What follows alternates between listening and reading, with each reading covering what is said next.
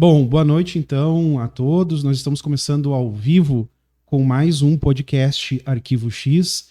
Esse que vos fala, que vos comunica é Cristiano Kaller. Na técnica de som nós temos o Rodrigo Oliveira. E nesta noite eu tenho um convidado especial aqui para nós entrevistarmos, que é o Cláudio Silva.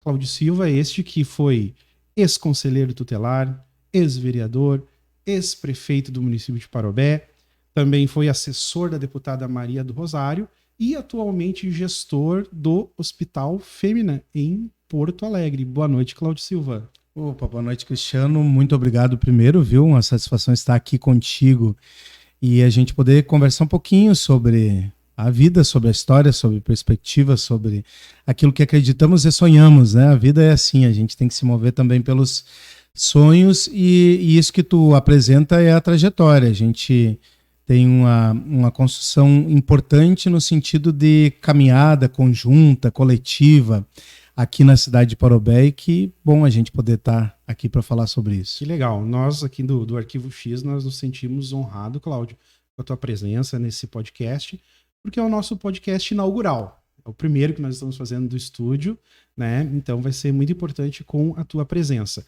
Só para você ter uma ideia, a temática, até o nome do podcast Arquivo X e a temática pelo nosso slogan aqui, é baseado numa série dos anos 90, uma série norte-americana, onde tinha dois agentes federais do FBI, e o que eles faziam? O Arquivo X era o departamento deles, que eles pegavam aqueles processos que estavam arquivados sem solução e eles abriam esses arquivos para tentar desvendar ou tentar chegar a uma solução de crimes e fatos que o governo, então, norte-americano não tinha conseguido esclarecer.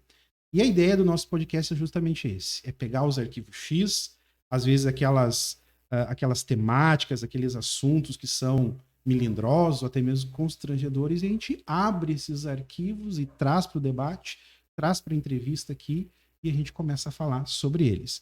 Então, sim, nós temos uma ideia plural no podcast, né? Nós vamos falar de ciência, política, religião, economia, saúde e vários outros tópicos. Mas hoje, especialmente, a gente está começando com o tópico política. Então, né? Por que você foi o convidado? Como eu falei inicialmente, tu já tem uma bagagem, né, na vida pública, conselheiro tutelar, vereador, prefeito, assessor de deputada. A gente te acompanha pelas redes sociais, vê que você está seguidamente, vai a Brasília, vem de Brasília. Então, é notório, tá? Você tem uma vida pública já estabelecida. Eu queria, primeiramente, escutar de você o que te levou lá no início, lá enquanto conselheiro tutelar, o que te levou a entrar para a vida pública? Eu gostaria que tu falasse também dessa tua trajetória, né? Eu sei que aí nós ficaríamos a noite toda aqui, né? Mas se tu conseguisse resumir para nós a tua trajetória na vida pública, se tu quiser falar um pouquinho da tua formação, também seria bem importante. Muito bom. Bem, primeiro, gratidão pelo convite. Estar aqui nesse podcast inaugural é um momento também bem significativo. Fico muito grato por ter sido convidado. E espero que a nossa conversa aqui seja legal ao ponto de realmente, ao final, do pensar, valeu o convite. Não, vamos tentar não fazer tão feio aqui, né? Mas olha só, Cristiano, nós estamos aqui numa região que significa muito para mim. Na verdade, a minha trajetória social sempre se deu aqui na comunidade, ao lado próximo aqui, que é o bairro Nova Parobé. Eu comecei com 14 anos, eu tenho 45.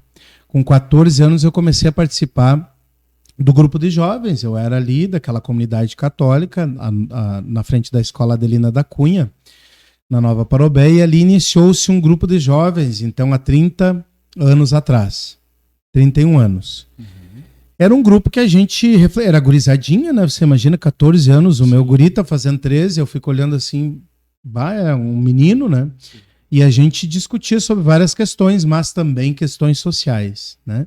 Então, dali iniciou essa coisa de a gente se sentir desafiado para fazer algo pela comunidade, pela sociedade, essa coisa de se indignar com aquilo que não era bom, de querer fazer a diferença, de querer melhorar minimamente a vida das pessoas. Imagino que era a cidade de Parobé nesse tempo atrás, há 31 anos, muitos limites. Hoje nós temos limites, mas era muito mais difícil a realidade dos bairros, né? A falta de canalização, de pavimentação, de iluminação. Esta região, eu moro no bairro Nova Parobé, a comunidade Nossa Senhora de Fátima numa ponta, eu moro no meio do bairro na outra ponta, mas tinha muito essa coisa, especialmente a questão da canalização. E a gente lá pelas tantas começou a discutir isso, e lá pelas tantas a gente começou a perceber, a partir das leituras, textos, a gente convidava gente para vir para estudos, a gente fazia estudo bíblico inicialmente, né? Era a questão de estudar a Bíblia, e a partir dali trazia para a realidade num método que se chamava ver, julgar, agir, rever e celebrar. Que legal. Então, isso na comunidade católica. Comunidade católica. Que legal. Então, este método, né, ele passava por várias etapas. O celebrar era a celebração mesmo, litúrgica e tal. Mas o ver e o rever... e o julgar, então o ver era a leitura bíblica, né? E o julgar era, dentro do método, era o olhar a realidade do entorno, comparando, o que a palavra de Deus nos dizia em relação à vida de cada um, aquilo que cada um tinha de problemas, de felicidades, de tristezas, né? A juventude sempre com muita essa coisa de adolescência, né? Muitas crises e tal. Enfim, nesta discussão, nesse aprofundamento, acabou surgindo essa questão, poxa, mas tem coisas para fazer, nós temos um papel aqui de transformação. Resumindo, assim iniciou minha trajetória social. Porém, eu vim para Parobé em 1988 e comecei também a estudar na Escola Adelina da Cunha. A segunda série, a gente dizia à época, e depois fui para a Escola Engenheiro Parobé. Estudei lá até terminar o ensino médio, daí já trabalhando com 14 anos, ao mesmo tempo que iniciamos o grupo de jovens. Comecei a trabalhar primeiro nos calçados Rio de Luz, que já não existe mais aqui na cidade, né? Era uma grande empresa, e depois Calçados Azaleia, porque todo mundo... Parabéns, que se preze, tem que ter passado pela Azaleia. Se não tivesse seu crachazinho, jaleco azulzinho e tal. Tem sempre uma história da cidade que as pessoas saíam da fábrica, vinham para casa de Guardapó e ficavam, né? Ficavam até de noite, só ia tirar na hora de tomar banho para dormir, mas sentavam na frente da casa e iam tomar chimarrão. Um guardapozinho azul, né? Amor pela camisa. Amor tinha todo um significado. Realmente, era uma empresa que tinha um diferencial. Que fez muito pela cidade, né? Fez muito pela cidade. Bom, ao mesmo tempo, eu também sou filho do êxodo rural. O êxodo rural que a gente aprendia lá, menino, na escola, eu não me compreendia até pouco tempo, adulto, agora há pouco tempo que eu comecei a perceber que eu vivi isso. A minha família saiu do interior, por quê? Porque não tinha terra para plantar. Era família humilde, a minha família é humilde até hoje, mas era muito pobre na agricultura. Meu avô não tinha terra, ou materno, ou paterno também não. Depois o meu avô paterno até tinha uma chácara lá na cidade de Dois Irmãos, lá perto na região de Palmeiras das Missões. Mas o avô materno não tinha terra nenhuma. E trabalhava, e era marceneiro, lidava com móveis, enfim. Só que não conseguia, então nunca conseguiu, a família não tinha. Depois os filhos casaram, não conseguiam trabalhar. Bom, solução é sair para tocar vida. Por isso viemos parar na cidade. Passamos por Campo Bom, 5 anos, a minha família. Eu aí tinha 5 anos de idade nesse tempo. Depois viemos. Depois, então, chegamos em Parobé. Assim, um pouco a trajetória acelerando. Parobé também tem, Cristiano, vou fazer aqui já uma conexão, talvez com algo que depois a gente possa falar, junto com a sua história de desenvolvimento, de crescimento, de aumento, de ampliação. Porque quando a gente fala em crescimento, é a palavra que, quando refere-se à questão do município, já logo vem desenvolvimento social, econômico, infraestrutura urbana. Aqui não. Aqui, na verdade, houve um grande movimento somado ao êxodo rural, somado com a implantação das empresas, e as pessoas eram buscadas, as empresas pagavam mesmo ônibus para as pessoas virem, mandavam caminhão de mudança, as pessoas vinham com sacos amarrados de roupa, não trazia móveis, aquela história assim de realmente que se viveu no êxodo rural aqui, no nosso estado, outros tantos, né? A gente tem mais essa coisa quando diz saco amarrado de roupa, já lembra a questão dos retirantes nordestinos, mas nós vivemos um pouco meio similar aqui, né? Então essa coisa das pessoas virem também ocupar lugares, né? E compram um terreno mais barato, ocupa outro lugar, acabou que a cidade também teve um crescimento sem um planejamento adequado. Perfeito. E que interferiu em muitas coisas depois que, então, 20 anos depois, 25 anos depois, eu fui saber como prefeito. Mas enfim, voltando. A trajetória é basicamente essa, então, aqui na nossa cidade. Depois, na trajetória social para política, fui eleito conselheiro tutelar. Antes, não podemos derrubar o microfone aqui na primeira vez. Antes de ser conselheiro tutelar, eu na verdade, passei por uma primeira eleição. Existia uma função que chamava-se jovem liberado. Não existe mais isso. Era justamente nessa coisa dos grupos de jovens. Eu fui eleito aqui da cidade, mas era para trabalhar com 23 municípios.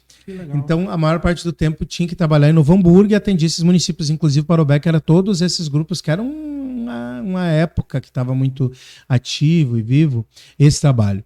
Depois, então, concorrida. A gente já estava no ano 2000 a conselheiro tutelar. Fui conselheiro tutelar e até hoje trabalho muito com as pautas da criança e do adolescente, né? É algo que significou muito para mim desde aquela trajetória ali da adolescência, que a gente compreendia a juventude, que hoje, como adultos, olhamos e vemos que nós éramos adolescentes à época, né? Sim. E então, até hoje, sigo com as pautas que envolvem criança e adolescente. Depois fui vereador, 2 mandatos, como tu disseste, e depois fui prefeito. Em 2012, concorri a prefeito. Na verdade, em 2010, concorri a deputado estadual. Fui o deputado estadual mais votado aqui da cidade, inclusive fizemos quase 14 mil votos, que para nós foi muito significativo. Então, isso em 2010. 2012, daí, nesse intervalo também, eu compus durante 1 ano e 4 meses, mas foi uma experiência muito importante o governo do estado.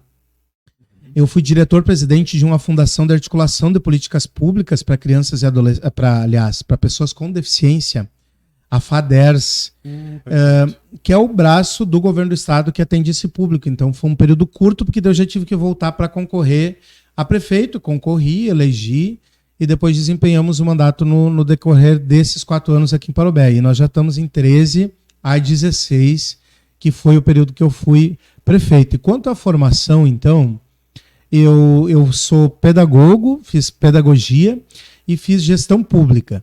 E a gestão pública, justamente pelo interesse pela coisa pública, compreender melhor, também se preparar nessas disputas. E já o universo da educação, eu sou assim muito encantado com a educação, né? Eu realmente penso que as transformações grandes passam pela educação. E não há profissional que por ela não passou, enfim, esse debate sempre, aliás, a gestão pública ela me serviu muito para pensar como é o funcionamento prático e para resolver coisas da gestão pública que é muito diferente da administração de empresas, muito diferente. Legislação diferente, tudo é diferente, né? Então, quem fez gestão pública, quem fez administração de empresas, compreende bem essa diferença. Então, isso é importante no sentido de execução. Agora, compreensão, porque é um processo constante educativo das pessoas, da comunidade, né? Entre as famílias. Então, as políticas públicas têm um viés muito de educação, no aspecto mais popular, de construção conjunta, de construtivismo, enfim. Então, a pedagogia sempre contribui muito nesse sentido. Essa é a minha trajetória assim, de chegada e a formação, então... Perfeito. Não, é bem como tu colocaste. A pedagogia e gestão pública acaba casando e conciliando, né? Para você que tem uma vida pública, porque tu também consegue olhar para a educação com um olhar diferente, né? Porque você também é professor, né? Apesar de talvez não ter exercido em sala de aula, mas você tem a formação de professor, então você tem aquele olhar enquanto professor também, né? Então isso é bem, bem importante. Então, Cláudio, para esse primeiro bloco nós encerramos por aqui e no segundo bloco a gente volta então com o governo federal. Tudo bem? Simbora.